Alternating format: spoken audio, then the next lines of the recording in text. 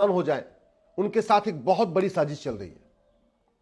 गाजियाबाद में एक घटना घटी है जिसमें एक ही घटना में लफ्ज़ जिहाद भी है, ड्रग जिहाद भी है, लैंड जिहाद भी है, धर्मांतरण जिहाद भी है और जनसंख्या जिहाद भी है। दिल्ली के चौहान बांगड़, जहां पहले 100% चौहान रहते थे, अब सारे चौहान कन्वर्ट हो चुके हैं, वहां का फराज गाजियाबाद के एक गर्ग परिवार की बेटी से दोस्ती करता है। और दोस्ती इसलिए करता है कि गर्ग साहब बड़े बिजनेसमैन थे, लगभग 100 करोड़ की इनकी प्रॉपर्टी थी और उनको बेटा नहीं था। उनकी 4 बेटियां थी, तो उन्होंने 25-25 करोड़ की प्रॉपर्टी चारों बेटियों के नाम कर दिया। चौहान बांगड़ के फराज को यह बात पता चल गई थी कि यह लड़की बहुत पैसे वाली है, इसके नाम 20 से 25 करोड़ की प्रॉपर्टी है, इसलिए उसने प्यार किया, लब किया।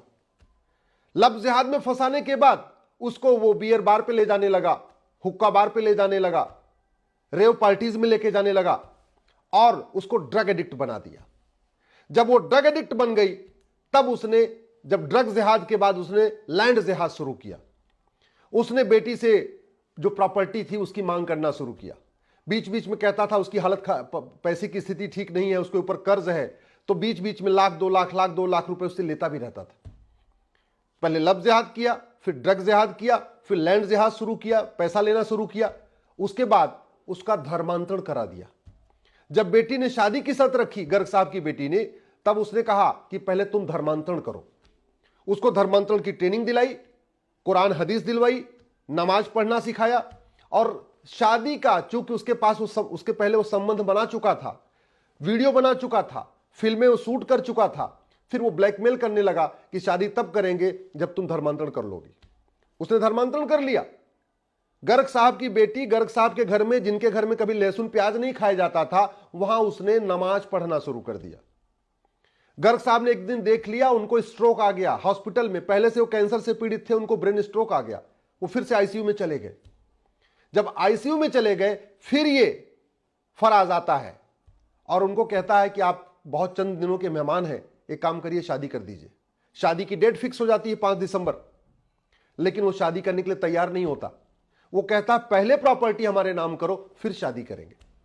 फिर बेटी को शक हुआ, उसने बोला नहीं, पहले शादी करो फिर प्रॉपर्टी नाम करेंगे। और फिर उसने बोला जब प्रॉपर्टी हमारे नाम है, जब हम शादी कर रहे हैं तो हमारे नाम हो तुम्हारे नाम हो, क्या फर्क पड़ता है। लेकिन नहीं, बोला पहले प्रॉपर्टी नाम करो।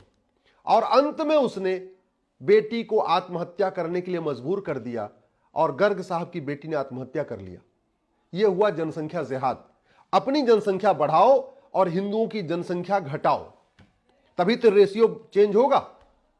आप जरा सोचिए, इतनी बड़ी घटना हो गई, लेकिन विधायिका में तू मैं तो हो रहा है, आरोप प्रत्यारोप हो रहा है, नूरा कुश्ती हो रही है, बतौलेबाजी हो रही है, लेकिन लब जिहाद, ड्रग जिहाद, धर्मांतरण जिहाद, घुसपैठ जिहाद, जनसंख्या जिहाद पे चर्चा नहीं हो रही है। कार्यपालिका भी, जो घटिया कानून है भी, उनको भी ठीक से उपयोग नहीं कर रही है।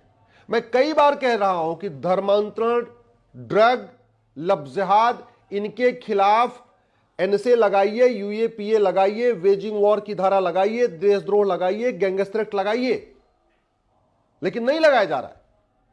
मैं कितनी बार कह रहा हूं, न्यायपालिका, ये जो कुछ चल रहा है इसके लिए न्यायपालिका भी जिम्मेदार है। विधायिका इसलिए जिम्मेदार है कि इन मुद्दों के मूल कारण पे ध्यान नहीं दे रही, ना मूल कारण पे चर्चा कर रही है, ना कानून बदल रही है। कार्यपालिका इसलिए जिम्मेदार है कि कार्यपालिका जो हमारे पास कानून है उसको भी ठीक से नहीं लगा रही है। न्यायपालिका को अलगाववादियों, माओवादियों, नक्सलियों, जिहादियों की ह्यूमन राइट की चिंता है। न्यायपालिका को ऐसे मामलों में कोई लेना देना नहीं है। उनको तो लगता है ये सब राइट टू लाइफ का मामला है, उनको तो लगता है धर्मांतरण भी फ्रीडम ऑफ रिलीजन का मामला है। और इसके लिए खबर पालिका भी जिम्मेदार है, जो सुबह से लेकर शाम तक ब्रेकिंग न्यूज तो ढूंढ रही है, सुबह से लेकर शाम तक टीआरपी के लिए लगी हुई है, लेकिन यह नहीं देख रही है कि भारत के 9 राज्यों में हिंदू क्यों खत्म हो गए, भारत के 800 जिलों में से 200 जिलों में हिंदू क्यों खत्म हो गए, भारत के 6000 तहसीलों में से 1500 तहसीलों में हिंदू क्यों खत्म हो गए, भारत के बॉर्डर पे जो 300 तहसीलें हैं वहां की डेमोग्राफी क्यों बदल गई। इसकी चिंता न विधायिका क्यों है, न विधायिका को है, न कार्यपालिका को है, न न्यायपालिका को है, न खबर पालिका को है।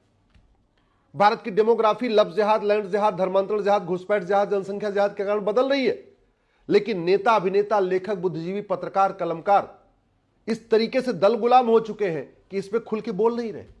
यूट्यूबर भी केवल और केवल अपनी आइडियोलॉजी के हिसाब से, अपनी पॉलिटिकल पार्टी की आइडियोलॉजी के हिसाब से चल रहे हैं, लेकिन सच्चाई को नहीं दिखा रहे। जानते हैं, फराज तो एमबीए था, इसका भाई कासिफ वकील है दिल्ली हाई कोर्ट का, उसने भी पूरी मदद किया इस पूरे जिहाद में। उसकी मां ने भी पूरी मदद किया इस पूरे जिहाद में। उसकी बहन ने भी पूरी मदद किया इस पूरे जिहाद में। दो उसके और दोस्तों ने पूरी मदद किया इस पूरे जिहाद में। कितना बड़ा खतरा है, हमारे सामने अस्तित्व का खतरा है। इसके बावजूद न इसकी मूल कारण पे बात हो रही है, न अस्थायी समाधान पे हो रही है। मूल कारण है वो सोच कि हमारी संख्या बढ़नी चाहिए, बाकियों की संख्या घटनी चाहिए, और उस सोच को हम खत्म नहीं कर रहे। वो जो पाक नापाक की सोच है, हराम हलाल की सोच है, उस पर चर्चा ही नहीं हो रही है। ऊपर से ये माइनॉरिटी और बने हैं, जितने लब जिहादी हैं, जितने ड्रग जिहादी हैं, जितने घुसपैठी हैं, जितने धर्मांतरण कराने वाले जिहादी हैं, जितने जनसंख्या जिहाद करने वाले हैं, ये सारे माइनॉरिटी का फायदा और ले रहे हैं। क्यों फायदा ले रहे हैं? हमने माइनॉरिटी को डिफाइन नहीं किया। क्यों इनका सारा खेल चल रहा है? हमने इनके ऊपर कठोर कानून नहीं लगाया। क्यों ये लब जिहाद, ड्रग जिहाद, घुसपैठ जिहाद, धर्मांतरण जिहाद चल रहा है? क्योंकि इनके ऊपर इनके मन में कानून का खौफ नहीं है। और कानून का खौफ इसलिए नहीं है कि एक तो कानून घटिया है, और जो है भी एनएसए है, यूएपीए है, वेजिंग वॉर है, देशद्रोह गैंगस्टर एक्ट, उसको भी हम लगा नहीं रहे। क्यों इनको खौफ नहीं है? क्योंकि इनको सजा नहीं होती। और सजा क्यों नहीं होती? इनके खिलाफ कोई गवाही देने तो आता नहीं। बड़ी सीधी सी बात है। इस पूरी घटना में चूंकि जो गर्ग साहब की बेटी थी और गर्ग साहब, इसके अलावा और कोई तो विटनेस है नहीं, तो और कोई आके गवाही देगा नहीं। और स्वाभाविक सी बात है, उधर से उसकी मां तो कहेगी नहीं कि मेरा बेटा हत्यारा है, उसकी मां तो कहेगी नहीं मेरा भाई बेटा जो है जिहादी है। तो ये कुछ दिन के बाद सबूत के अभाव में छूट जाएंगे। सबूत के अभाव में क्यों छूट जाएंगे? क्योंकि हमने नार्को पॉलीग्राफ ब्रेन मैपिंग कानून नहीं बनाया।